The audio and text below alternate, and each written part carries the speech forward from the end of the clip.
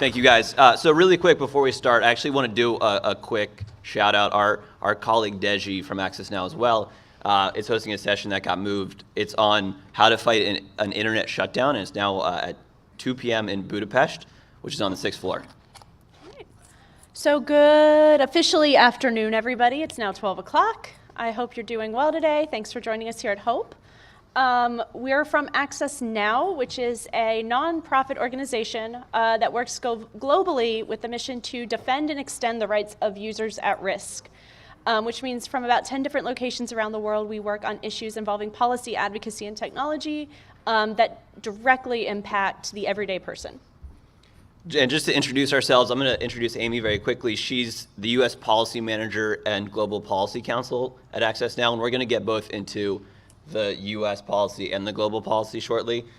She was previously Director of Domestic Surveillance Project at Epic, and now serves on some boards, and she's a liaison to the American Bar Association's Cybersecurity Working Group. I would argue that she's the world's leading expert on Hamilton, the musical, the intersection of Hamilton and crypto. So if you have any questions on the intersection of those two worlds, I think Amy is your person. So when I started Access Now, my supervisor at the time came to me and said, I can't tell you who to hire, but we have this intern who's the best intern we've ever had before in our entire organization's history, and we really think you should bring him on board.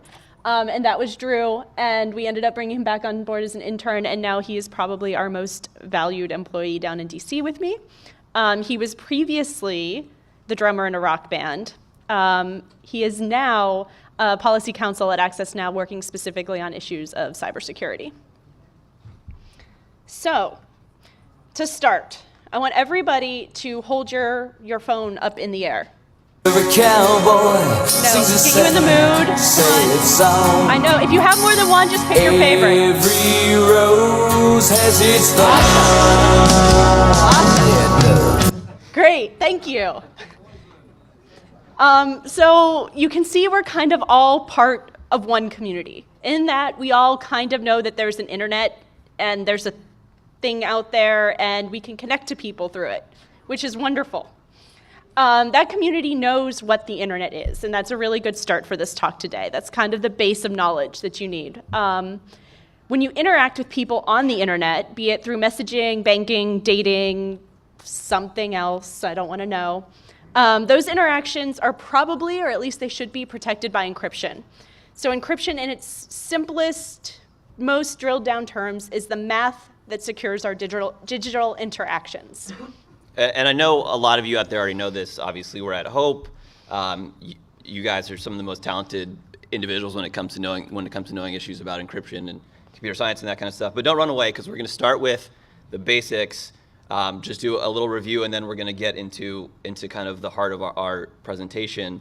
But when you heard our bios, you were probably thinking of people who live here, our wonderful home field. It's the home of the techno-illiterate members of Congress and their staff, graying lobbyists, and a bunch of other people who don't really know what's going on in the world. But when we talk about encryption and the people who don't understand it, you may not know that we're also talking about people who live here, and here, and here, and here, and here, and here, and basically all over the world. The inability to understand and appreciate encryption is a global phenomenon. And the battlefields that we're fighting that war on are continuing to grow. And encryption is continuing to be undermined and banned in many and growing places. And we need your help in these fights, if only to make sure that we don't end up in some weird, bad dystopian future. You know, I really thought about including a picture from Donald Trump's acceptance speech last night, but I thought that might be a little bit too scary to start off the conference. A little political. But so before we go into the future, let's just do a little review of the past.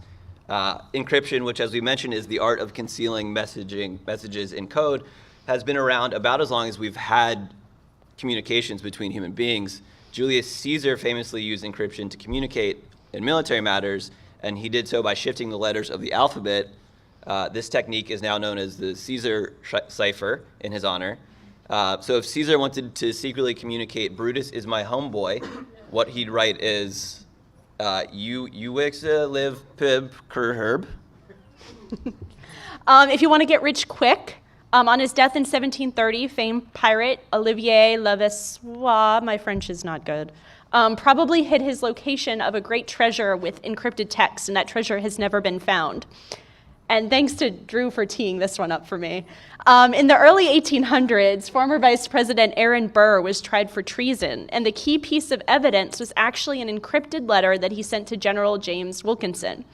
He had dictated that letter to his secretary, whose name was Just Willie, think Madonna.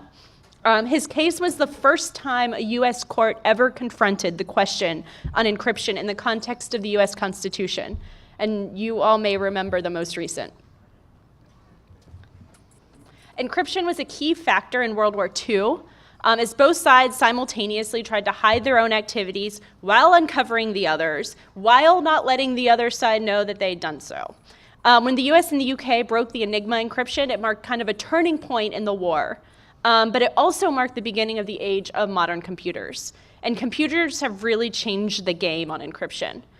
Today, anyone who gets on the internet interacts with encryption daily and probably doesn't know it. Encryption today is more important than ever. So for everyday people like those on this slide, encryption is the silent bodyguard doing its best to keep unauthorized parties out of our digital lives. It's where we bank, where we email, chat, Snapchat, set up dates, call an Uber, buy movie tickets, all those things that we do on a daily basis. It feels like every day a new encrypted messaging app is launched. Or the messaging services that people already use are turning on encryption or providing the option. We just saw Facebook Messenger just enabled crypto by choice. But it's more than just messaging. Let's Encrypt. The Let's Encrypt project has already issued an impressive 5 million plus HTTPS certificates. So there's a much greater chance that now as you browse the internet, you're doing it securely. And the tools are also improving to secure data on your smartphone that you held up earlier. The vast majority of iPhones are now encrypted by default, and while fewer Androids are encrypted, I think that number will be improving in the near future.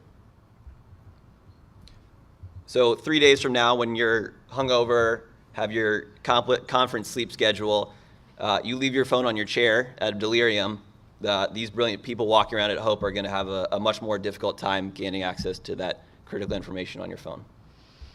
And for companies, encryption is not only a matter of protecting their intellectual property or their internal communications, it also protects the trust of their customers. And mostly crypto helps the helpers, the people we deal with on a daily basis.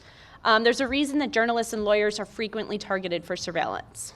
They're in touch with some of the most vulnerable members of society and frequently don't have the technical background or know-how to protect their clients and their customers. If there is a duty on these institutions and the individuals, they really are not living up to that. But we know that crypto isn't perfect, right? I mean, we know it doesn't protect metadata, for example. There's a lot of personal information still floating around in the ether. It can't protect against many methods of hacking, password loss, normal human error.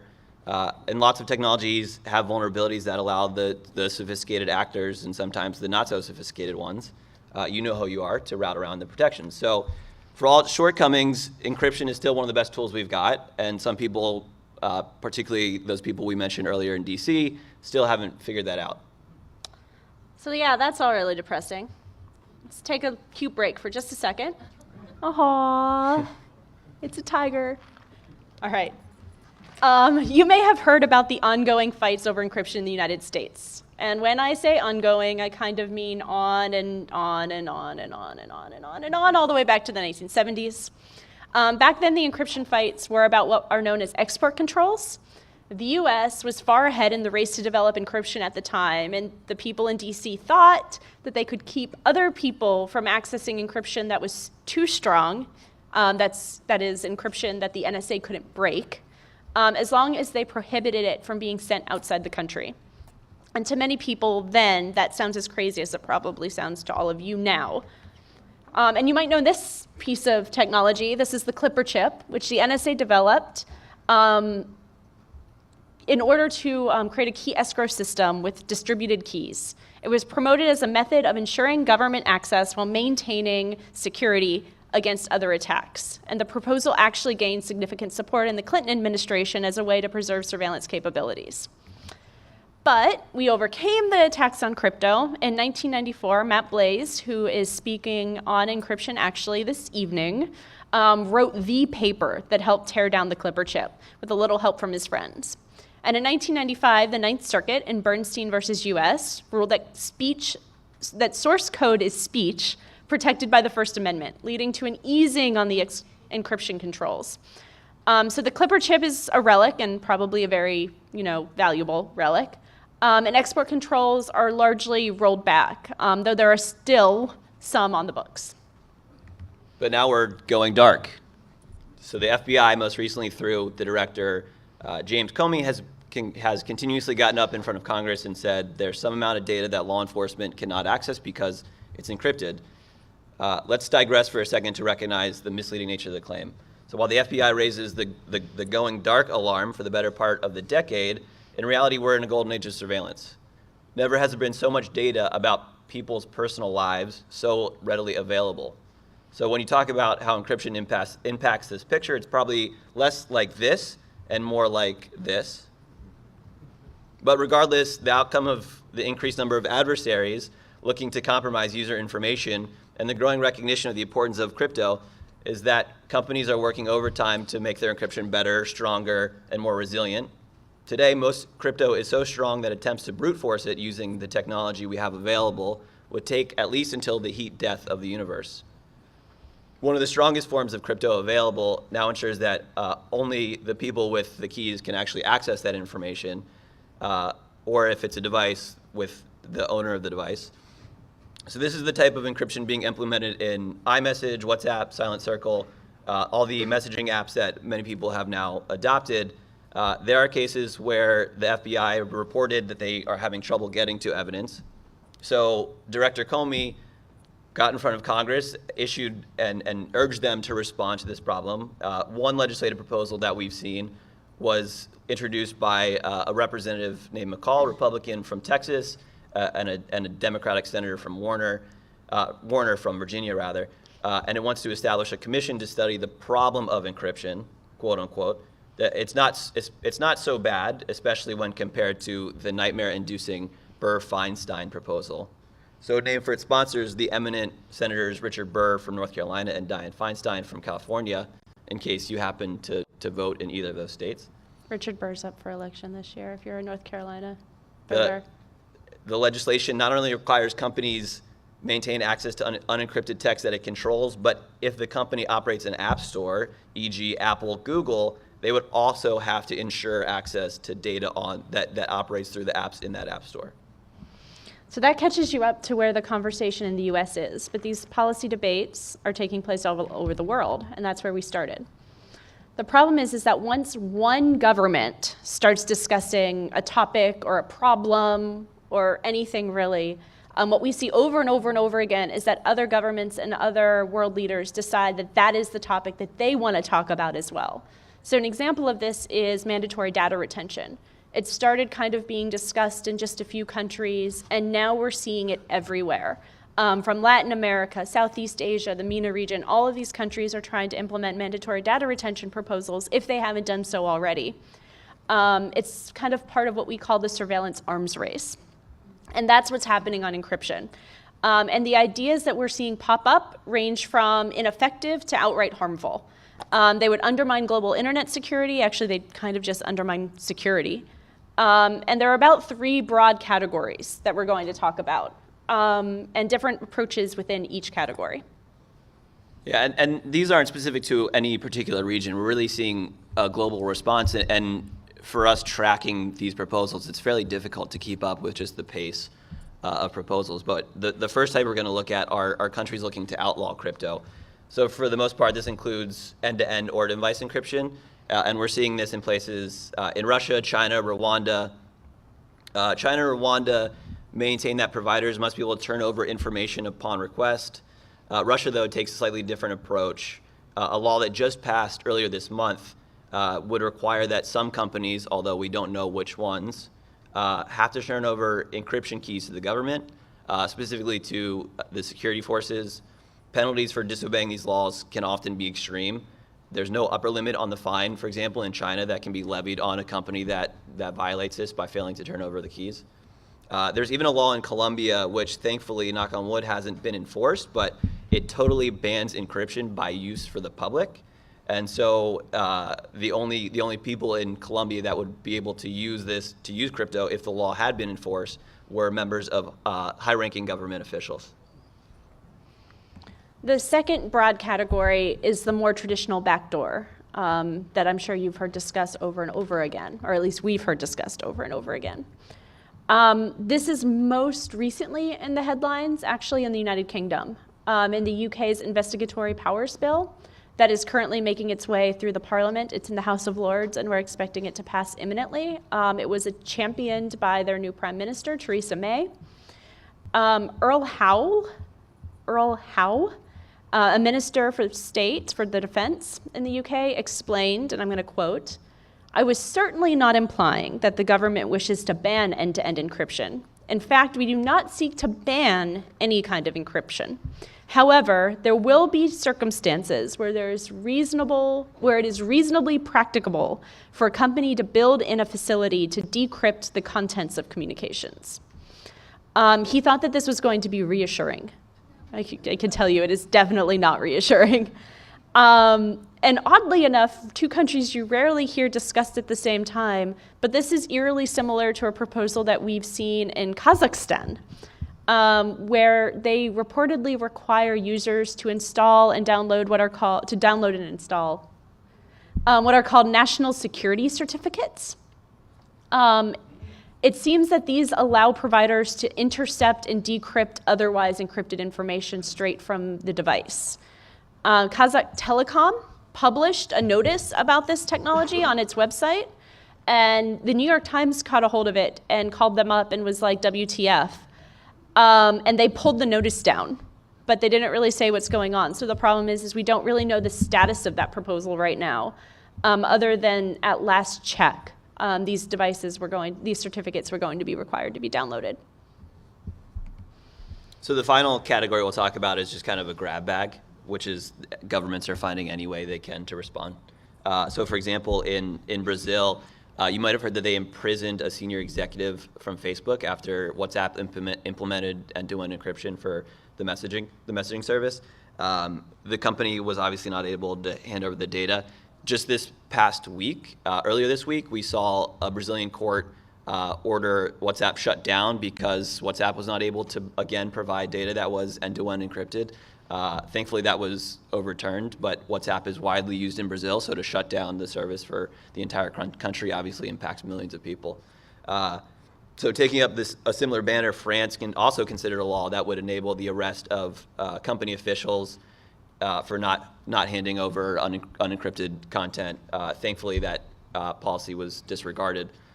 Another approach that we saw in India, it again, thankfully disregarded but considered, would have allowed companies to encrypt, but would have required that they store a plain text copy of whatever the encrypted communication was. So obviously very useful. A new policy is expected to be released soon in India. Hopefully it will be something different.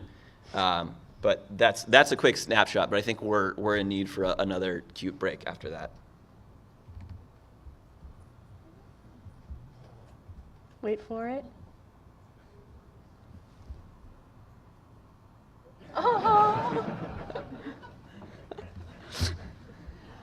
So what our world leaders don't realize is that encryption is not a problem. Encryption is actually the solution. So we've discussed some of the benefits provided by encryption. Encryption tools, technologies, and services are essential to protect and shield those from harm and to make sure our communications aren't accessed without authorization. The ability to freely develop and use encryption protects and provides the cornerstone for today's global economy. And economic growth is really powered by the ability to trust and to authenticate our interactions and communicate and conduct business security, both within and across borders. Some of our most noted technologists and experts on encryption recently explained that laws or policies that undermine encryption, and I'm quoting here again, force a U-turn from the best practices now deployed to make the internet more secure. substantially increase system complexity, and create concentrated targets that could attract bad actors. And that's from the Keys Under Doormats report that Matt Blaze will report on later today. The absence of encryption, by comparison, facilitates easy access to sensitive data, including financial and identity information.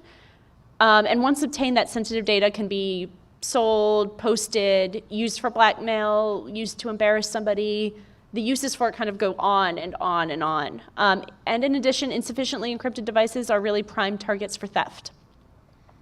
So despite all these benefits, we've been keeping a keen eye out for positive government responses to crypto, and there are disappointingly few governments that have stood up in favor of crypto. So in January of this year, the Netherlands led the way by releasing this statement in support of encryption. This is from the Ministry of Security and Justice, and it specifically recognized the importance of encryption. So it says encryption supports the respect of personal privacy and confidential communications of citizens because it offers that means to protect the confidentiality and integrity of personal data and communication. A little bit redundant, but still important.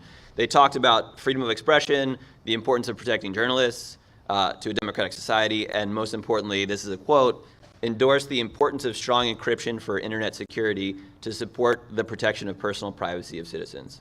So this is probably the strongest statement that we have on record, or one of the strongest in support of crypto. Slightly less good, this is also out of Europe. This is from ENISA, which is the EU agency that does network and information security, jointly with Europol, in which they trumpeted the importance of encryption, ultimately, unfortunately, hedged on the recommendation, but they said, when circumvention is not possible, yet access to encrypted information is imperative for justice and security, then feasible solutions to decryption without weakening the protective mechanisms must be offered, both in legislation and through continuous technical evolution. So if you guys don't know what that is code for, is they want to authorize government hacking, which is kind of the next step of this communication, or of this conversation. And what you're going to see, I think, over the rest of this year and throughout next year pop up within Congress. Although really that's amazing, because it's what the FBI, it's what the NSA and the US have been doing since the 1990s, and we've never talked about it, and it's never been authorized, and there are no safeguards in place for it. So the fact that we're finally starting to recognize that encryption is going to be, we have to assume encryption, and then what comes next. We shouldn't assume that government hacking is a great thing, but the fact that we're engaging in that conversation is really a significant step forward. Then, as we said earlier, Director Comey and the FBI and the US, the US is not great on encryption, and they have really pushed hard against the implementation of strong encryption. But outside of law enforcement agencies, there have been bright spots. President Obama's comments on the subject have not been everything we would want them to be, but he has continually recognized the importance that encryption plays in our digital lives. Earlier this year, I don't know if you've seen this website before, but Access Now, with our friends and partners at the Electronic Frontier Foundation, launched SaveCrypto.org, which was a petition that used the president's own API at We the People, and we called on him to unequivocally support strong encryption. A little bit about We the People, if you don't know, it is a website, or basically a service that the White House put out in order to allow people to more directly exercise their First Amendment right to petition the government. And the White House has promised to provide a response to any petition that reaches a certain threshold of signatures within a certain period of time. After really justified complaints about how long they were taking to respond to these petitions, they also promised to do their best to provide a substantive response within 60 days. So the current threshold there is 100,000 signatures within 30 days. And SaveCrypto.org not only met that threshold, but far surpassed it, did really well, got a lot of support. And unfortunately, however, the White House, though they have twice responded to the petition, and their response has basically been, we need you to provide us more information on encryption, because even though we've been talking about this since the 1970s, we don't know enough about it yet. But they haven't substantively responded. So you can see that we have on the website now a count up of how many days since we reached that threshold without a response, and we're going to continue pressuring the White House to provide a response, because there really are only, it's July, August, September, there are only a few months left in the administration. He doesn't have a lot of time to do that. And that's a couple days old, so it's already, I think, 270 now. But let's hope that we get a response from Obama before any potential worse administrations feel obligated to respond to the issue. So Not mentioning any names. yeah, not mentioning names, but we obviously haven't won yet. And if it wasn't abundantly clear, we alluded to San Bernardino earlier. In case you don't remember, this was where the two terrorists were responsible for a number of deaths in San Bernardino. One of them left behind an iPhone that was owned by the city of San Bernardino, where he'd been employed. Two other personal devices that he owned had been physically destroyed. The iPhone had full disk encryption enabled, and it was protected by two specific security measures, which were a numeric passcode and a limitation on the number of times that passcode could be guessed. So brute forcing it was, there was a barrier to brute forcing it. The FBI wanted to access the phone to see if there was any information on it that would be necessary to the investigation. So there's the possibility of an iCloud backup to the information that had been stored on that device, but the FBI foreclosed the possibility of gaining access to the iCloud backup. So they decided the only option was to compel Apple under a law called the All Writs Act to build a new operating system that would bypass the security features that were vital to the full disk encryption. So ultimately, they didn't actually need to use the All Writs Act to compel. They actually purchased an exploit from a third party that enabled them to bypass the crypto. So the court had approved the FBI's request. Apple moved to challenge the approval. There was a significant public outcry, and so we submitted an amicus brief. I know a number of other organizations and individuals did as well. We think it's very likely that this was the most briefs submitted to a magistrate judge ever before, but that's just our suspicion. And let me get right to it before I start talking about our amicus brief, because ultimately the FBI did get access to the phone. And the tagline of the story was, they said they absolutely had to get access. There was critical information on the phone. Dormant cyber pathogens were at issue. Their words, not mine. And everybody kind of looked at them and kind of cocked their head a little bit and were like, what are you talking about? And we were kind of right. Ultimately, they discovered nothing of interest on the phone. Although in the FBI's true, what they tend to do when they discover no evidence is they say, we discovered evidence. We discovered evidence that there was no evidence. And that was vital for us to know. And so that was how that whole played out. But Access Now, along with the Wicker Foundation, actually submitted an amicus brief in this case. Very proud, we were the first group to submit an amicus brief.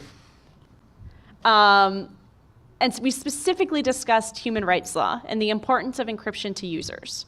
Encryption and anonymity are essential to our ability to express ourselves. So without it, activists, journalists, people around the world, people in this room are at greater risk of exploitation.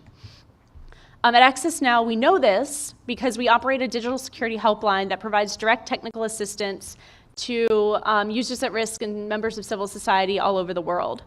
In the brief, we raised some of the cases where data insecurity put real people at risk of significant harm. In one case, a blogger was arrested in Southeast Asia after the government compromised their unsecured iPhone. And in another, our helpline advised South African activists on how to communicate securely when they were under threat of their personal information leaking ahead of a protest. These cases and others highlight why encryption is so important for human rights. But you don't really have to take my word for it, because who am I? In 2015, a report by the UN Special Rapporteur for Freedom of Expression, David Kay, he explained that encryption and anonymity are essential to the free exercise of the right to free speech and privacy.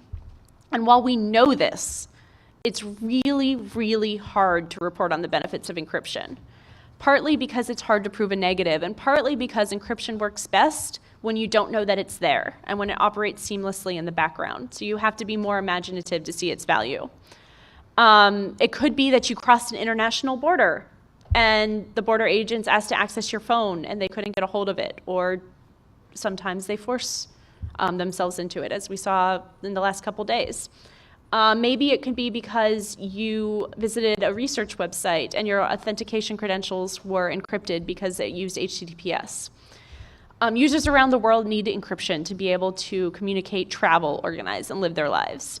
LGBT individuals in the Middle East and North Africa use encryption tools to seek support protecting themselves from government persecution. By contrast, one of the most heartbreaking stories on where encryption might have been helpful, a citizen journalist in Mexico was murdered after her cell phone was compromised. And when they were able to get into her cell phone, they noticed that she had been running a Twitter account that had been reporting on cartel activity. And the cartels were really, really against reports on that activity. And they not only murdered her, but they live tweeted her murder from her own account. Encryption might not have prevented that from happening, but it sure could have provided her a degree of control over her ultimate fate. So recognizing that crypto is a global issue, that bad policies in one place can have significant impacts other places, Access Now coordinated securetheinternet.org. So this was a coalition of 185 different groups from 65 different countries that speak a number of different languages, companies, and other experts, users. We all spoke together with a voice, and we made 5 specific points to government leaders. We sent this letter to a number of leaders. The points were: 1, governments should not ban or otherwise limit user access to encryption in any form or otherwise prohibit the implementation or use of encryption by grade or type. 2, governments should not mandate the design or implementation of backdoors or vulnerabilities into tools, technologies, or services. 3, government should not require that tools, technologies, or services are designed or developed to allow for third-party access to unencrypted data or encryption keys.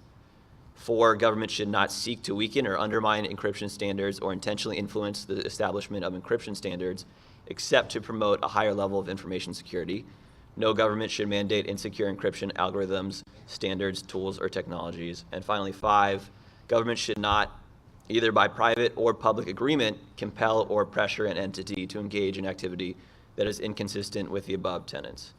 So now as these battles around the world on encryption continue to grow and multiply, there's a countervailing force. Already we have forced a response in Australia, where there are discussions about pushing forward an encryption proposal. So together we can push back other harmful proposals and mandates and move to a more secure and encrypted internet future. Thank you all for joining us, and we'd love to take your questions if you have any.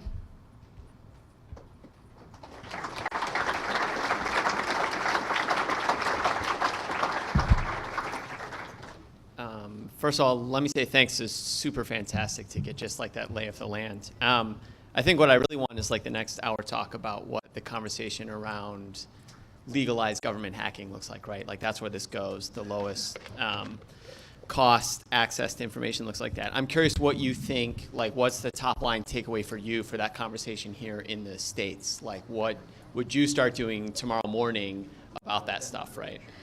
I love that question because in 2 weeks, actually, Access Now is hoping 2 or 3 weeks to put out a report on government hacking and specifically its interaction with human rights and how if it complies with human rights law and standards around the world.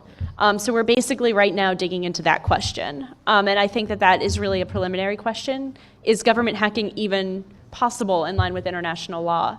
And I think the answer, like spoiler, is most of the times no.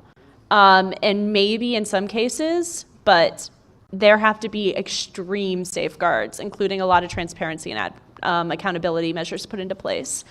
So I think we need to start with when it should be banned outright, and then talk about how extreme the safeguards can be on the back end. Well, I'll just add very quickly before you ask your follow-up. Whereas encryption, there's some established body of law maybe, or some policy on point. Hacking, there's significantly less. So it requires some creativity in thinking about how it's actually been used, what are the implications, and then following that, what are the policies? And so without the presidential policies on point, it requires some level of creativity to think about what safeguards should be put in place. Awesome. I'll keep my eyes peeled then. Thanks. Thanks. Hey there, my name is Brady Dale. I'm a tech reporter based here in New York, and one of the things I'm starting to get starting to suspect, and I wonder if you guys can speak to this if it's something that you've seen, is it seems like there was a story last week, well, it just came out yesterday, about a journalist at the LA airport who was asked to turn over her phones, and she refused, and they ultimately let her go and didn't ask her for it. But I sort of feel like a few of the other stories I've seen of like the FBI asking big companies for data about users sort of follows a similar line of inquiry where it seems like sometimes government operatives ask for things they don't have the authority to ask for because you can always ask. It's assuming people will think they have the authority to ask for it, and so then they'll give it to them. And then sometimes some companies say, like, well, show us where the authority comes from to do that, and they're like, oh, whoops, we don't have it. But is that a thing that you guys are observing? Is agencies asking for things that they don't actually have a legal right to ask for, but they're just asking because they think people might give it to them anyway? Oftentimes they're asking for what they think they can ask for or what they interpret that they can ask for. Intelligence agencies in the US and everywhere want to push their authority to its outer boundaries. They want as much as possible. Drew and I actually wrote an implementation guide for what are called, this is a mouthful, the International Principles on the Application of Human Rights to Communication Surveillance.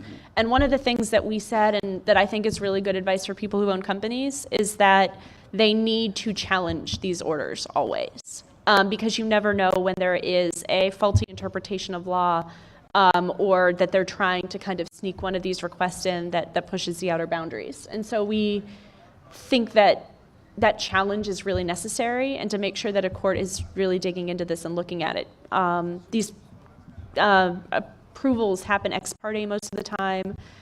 There's nobody else in the room. The user definitely doesn't know about it, and it really falls on the company to make sure that some degree of rights are protected or at least examined in the approval process.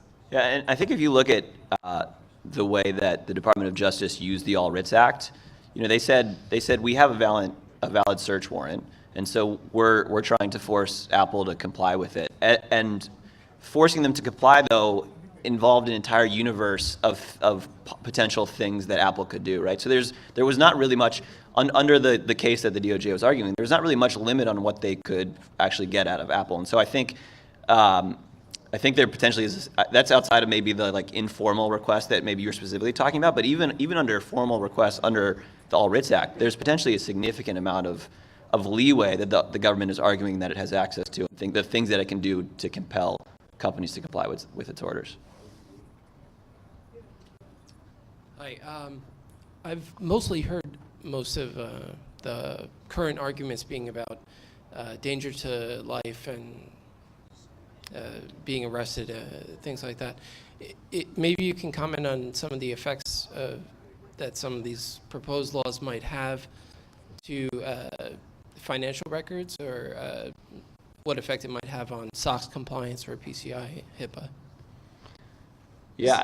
Go ahead.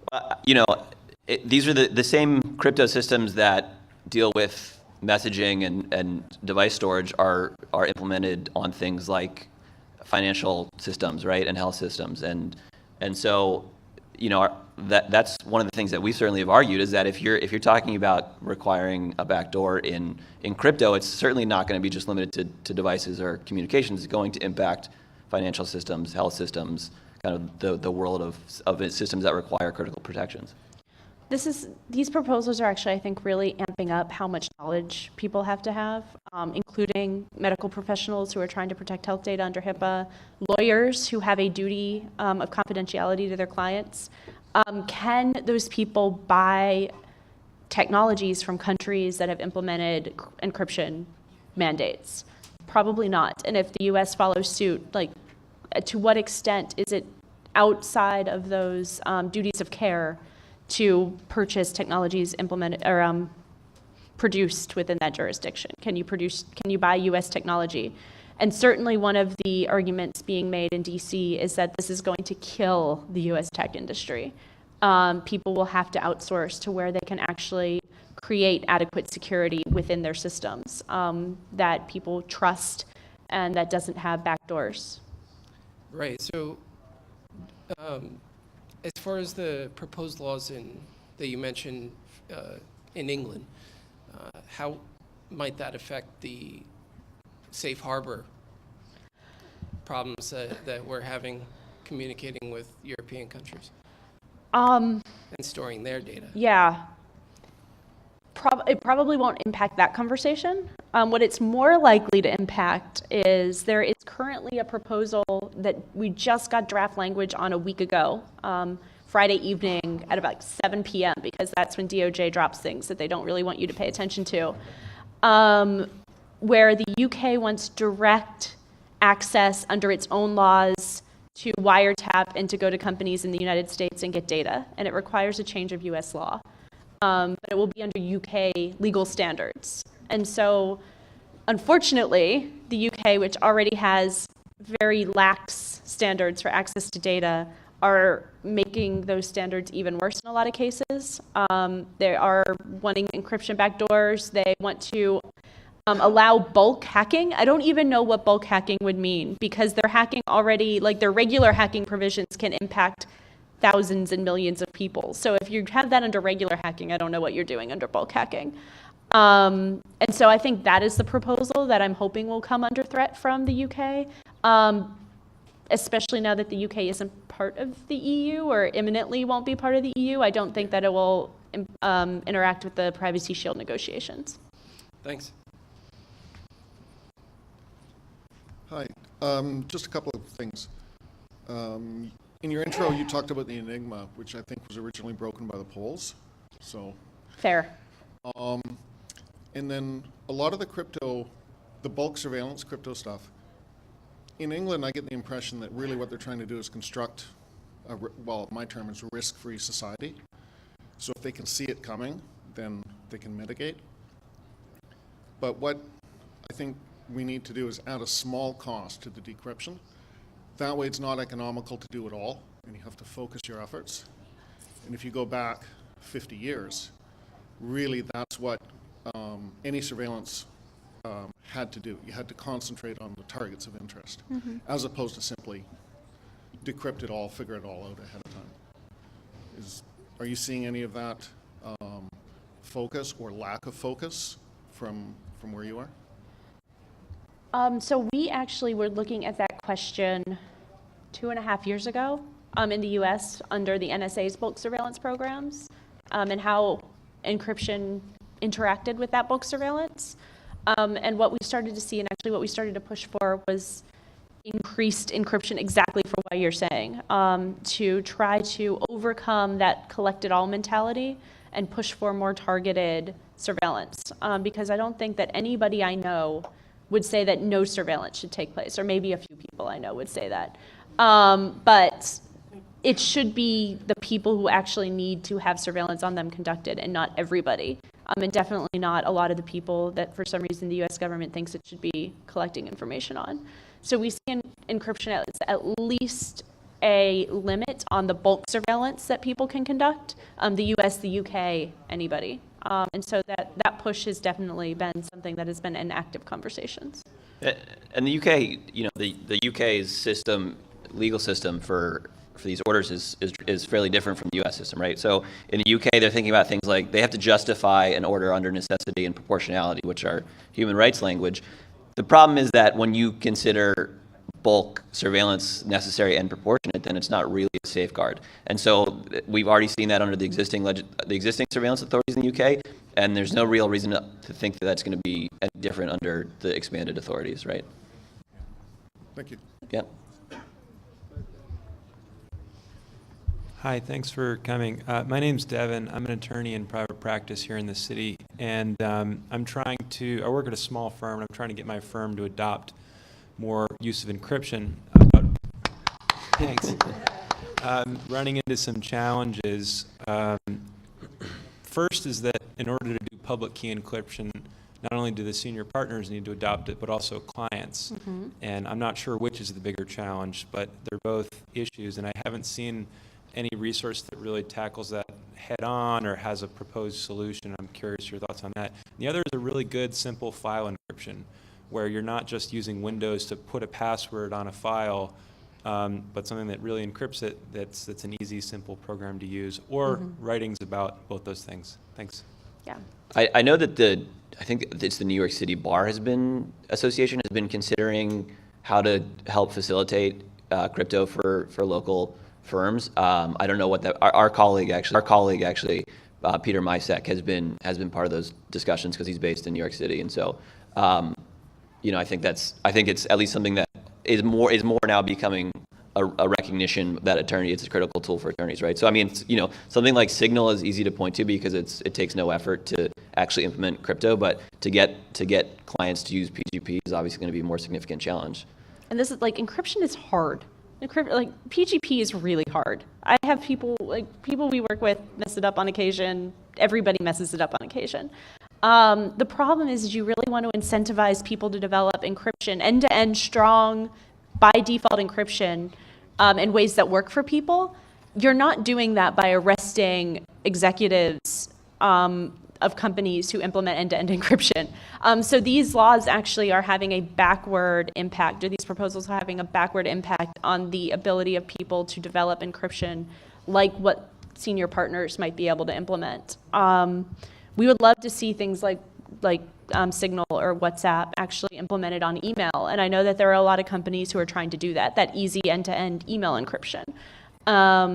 There are options out there. I think on our website, we point to a lot of different solutions. There's also I'm going to mess up the EFF project, and then people in this room, I know that you're out there and you're all going to kill me.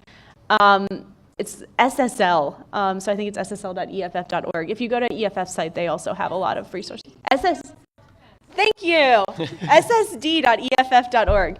And they have a lot of tools there as well, so you can look at the toolkits that are available. Thank you very much. Thanks. Mine's quick and easy and probably doesn't involve anybody. Do you have, Do you speak into the microphone? have you had the opportunity to have ongoing discussions, or would you want ongoing discussions with the FCC about some of these issues? The FCC is starting, I believe, to look at encryption.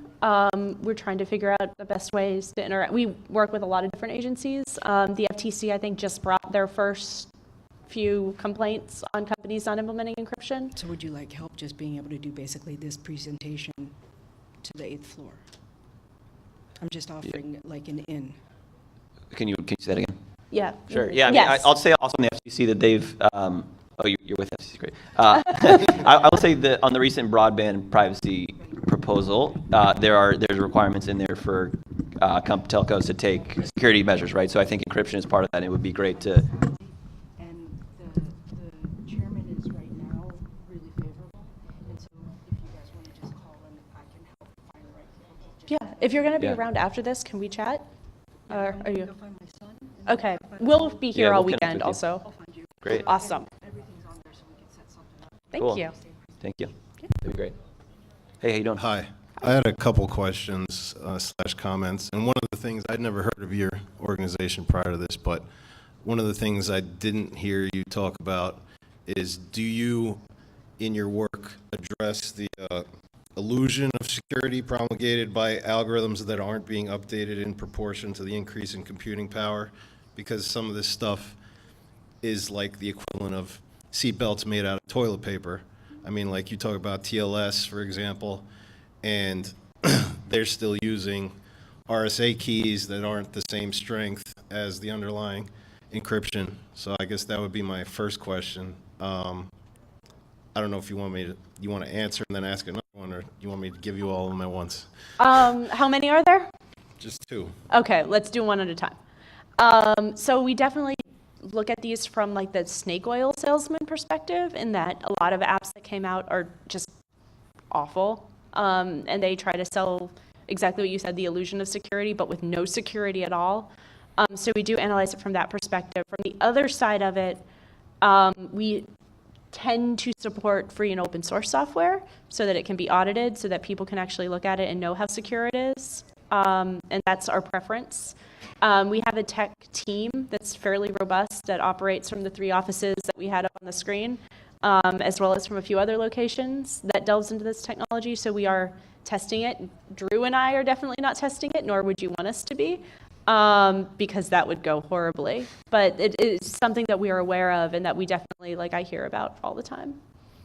And my other question was just your thoughts on what the point is, or the rationale for these bills that authorize backdoors or clear text data retention, which really, if we were to be honest about it, is merely shedding light on things that the government's already been doing for decades. Like, why are they even bothering to bring it out in the open? Why don't they just keep it behind closed doors and clandestine like they have been?